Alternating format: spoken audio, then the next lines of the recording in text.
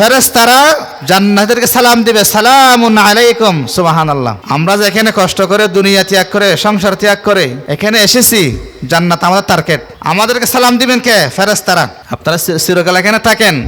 জান্নাতীরা দুনিয়ার জান্নাতের বিভিন্ন নাজ নেয়ামত গেট দেখে, বিল্ডিংগুলো দেখে, খাবারগুলো দেখে প্রথম একটা শব্দ বলবে, সেটা কি? ওয়াকালুল আলহামদুলিল্লাহ, আলহামদুলিল্লাহ।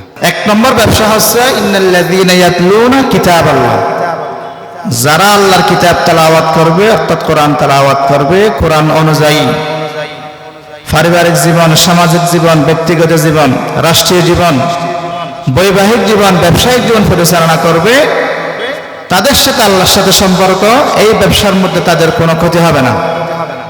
মরহুম সিদ্দিক আজাদ রহমতুল্লাহ আলাই তার জীবনের মধ্যে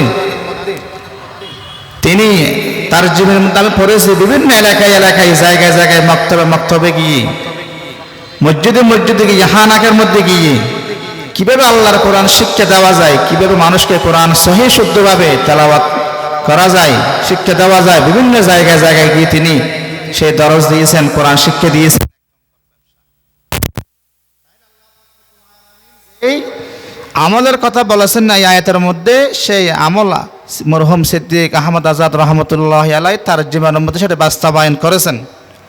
2 নম্বর, ওয়াকামুস সালাহ, নামাজ প্রতিষ্ঠা করা, নামাজ পড়া। মরহুম সিদ্দিক আহমদ আজাদ রহমতুল্লাহ আলাই জীবনে নামাজ পড়েছেন, মানুষকে নামাজ শিখতে দেওয়ার জন্য, নামাজ কায়েম করার জন্য তিনি দিন রাত পরিশ্রম করে গিয়েছেন। 2 নম্বর ব্যবসায়টা। আল্লাহ রাব্বুল আলামিন সূরা মুদ্দাসসিরের মধ্যে ইরশাদ করেন, মা সালাকাকুম ফি সাকার ক্বালু লাম নাকু মিনাল মুসাল্লিন।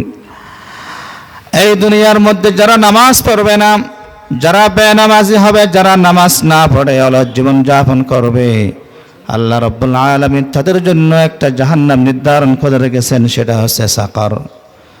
দুনিয়ার মধ্যে যারা বেনামাজি থাকবে, নিজেও নামাজ পড়ে না, আরেকজন নামাজ পড়লে তাকেও ঠাট্টা বিদ্রুপ করে, নামাজের পরিবেশ নষ্ট করে ফেলে, আল্লাহ পাক বলতেছেন তাদের জন্য একটা জাহান্নাম নির্ধারণ করা হয়েছে, সেটা হচ্ছে সাকর। সেজন্য মরহুম সিদ্দিক আজাদ আহমদ রহমতুল্লাহ আলাই নামাজ প্রতিষ্ঠার জন্য বিভিন্ন জায়গায় বাংলাদেশের আনাচে কানাচে গিয়ে তিনি নামাজ কিভাবে শিক্ষা দিবেন, নামাজ কিভাবে পড়বেন, তিনি মানুষকে দরে দরে নামাজ শিক্ষা দিয়েছেন। সুবহানাল্লাহ। তাইলে আল্লাহর সাথেই আল্লাহ পাক রব্বুল আলামিন যে ব্যবসার কথা বলেছেন, নামাজ কায়েমের কথা বলেছেন, এটা মরহুম সিদ্দিক আহমদ আজাদ রহমতুল্লাহ আলাইয়ের জীবনের মধ্যে বাস্তবায়িত হয়েছে। ওনার মাধ্যমে হাজার হাজার লক্ষ লক্ষ মুসলমান নামাজ শিক্ষা পেয়েছেন। সেজন্য আজকে মরহই অমর। এরপরে 3 নম্বর ব্যবসা হচ্ছে ওয়ানফাকু মিম্মা রাযাকনাহুম। আল্লাহ পাক রব্বুল আলামিন বলতেছেন, বান্দা আমি তোমাদেরকে যে এই ধন সম্পদ দিয়েছি তা থেকে তোমরা আমার পথে ব্যয় করো, সিররা ওয়া আলানিয়া, গোপনে প্রকাশ্যে। ইয়ারজুনা তিজারাতাল লান তাবুর, এই ব্যবসার মধ্যে, এই আমলগুলোর মধ্যে কখনো তোমাদের লস হবে না, ক্ষতি হবে না, সবসময় লাভ হবে। এরপর আল্লাহ পাক রব্বুল আলামিন ইরশাদ করেন, লিওয়াফিয়াহুম উজুরাহুম ওয়া ইয়াজিদাহুম মিন ফাদলি।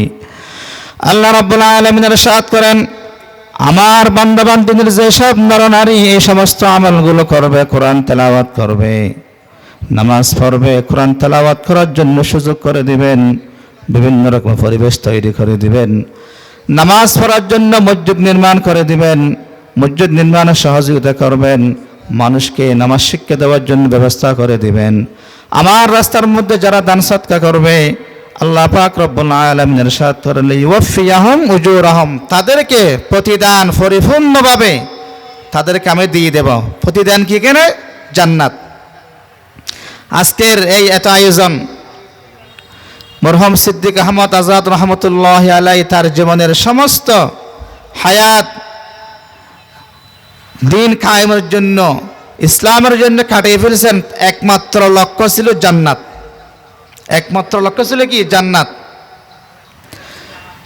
জান্নাত আমরা দেখি নাই, জাহান্নামও আমরা দেখি নাই, আল্লাহকেও আমরা দেখি নাই, রসুলকেও দেখি নাই, পরকালও দেখি নাই, কিন্তু আমরা বিশ্বাস করি। বিশ্বাস করে বিলে আমরা ইমানদার। الذين يؤمنون بالغيب ويقيمون الصلاة ومما رزقناهم ينفقون। আল্লাহ রাব্বুল আলামিন মুমিনদের বৈশিষ্ট্য বর্ণনা করতে গিয়ে বলেন, এক নম্বর বৈশিষ্ট্য হলো যারা অদৃশ্যকে বিশ্বাস করবে।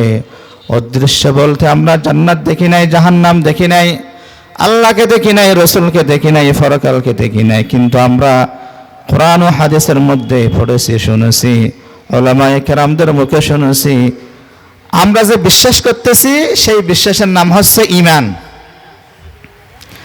তাইলে জান্নাতকে টার্গেট করে, লক্ষ্য করে মরহুম সিদ্দিক আহমদ আজাদ রহমতুল্লাহি আলাইহি তার জীবনের সমস্ত হায়াত কাটিয়ে দিয়েছেন, ইসলাম প্রচার করেছেন, দিন কায়েম করেছেন, বিভিন্ন মসজিদ প্রতিষ্ঠা করেছেন, বিভিন্ন মাদ্রাসা প্রতিষ্ঠা করেছেন, খানাকা প্রতিষ্ঠা করেছেন।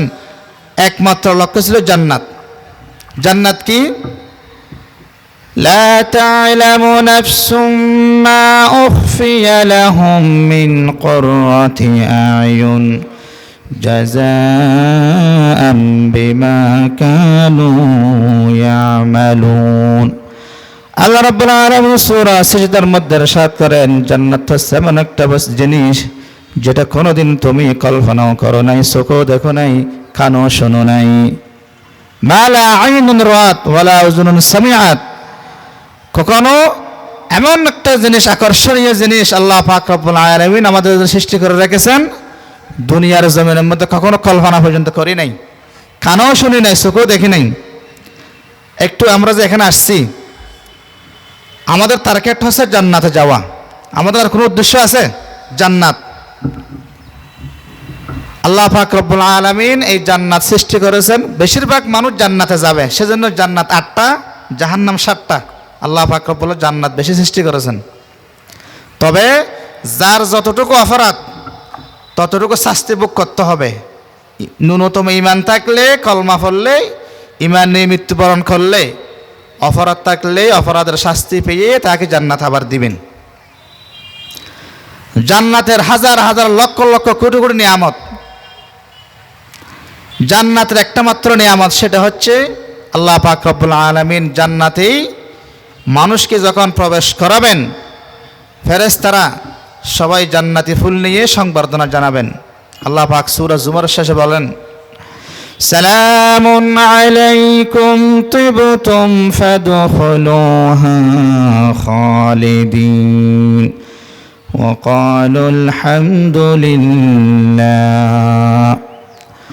জান্নাতীরা যখন দলে দলে জান্নাতে প্রবেশ করার জন্য গেটের মধ্যে ঢুকবে, আল্লাহ পাক রব্বুল আলামিন দুনিয়া সৃষ্টির আগেও জান্নাতীদের জন্য ফেরেশতাদেরকে সৃষ্টি করেই তাদেরকে সারিবদ্ধ হয়ে সংবর্ধনা জানানোর জন্য ফুলের তোড়া নিয়ে দাঁড় করে রাখছেন। সেখানে গিয়ে ফেরেশতারা জান্নাতীদেরকে সালাম দিবে, সালামুন আলাইকুম। সুবহানাল্লাহ। আমরা যে এখানে কষ্ট করে দুনিয়া ত্যাগ করে, সংসার ত্যাগ করে এখানে এসেছি, জান্নাত আমাদের টার্গেট। আমাদেরকে সালাম দিবেন কে? ফেরেশতারা। আপনারা চিরকাল এখানে থাকেন।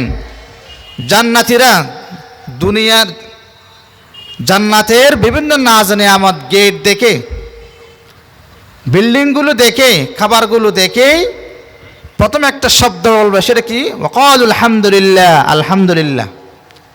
আমরা সকল বলি আলহামদুলিল্লাহ, এটা আল্লাহর শুকরিয়া।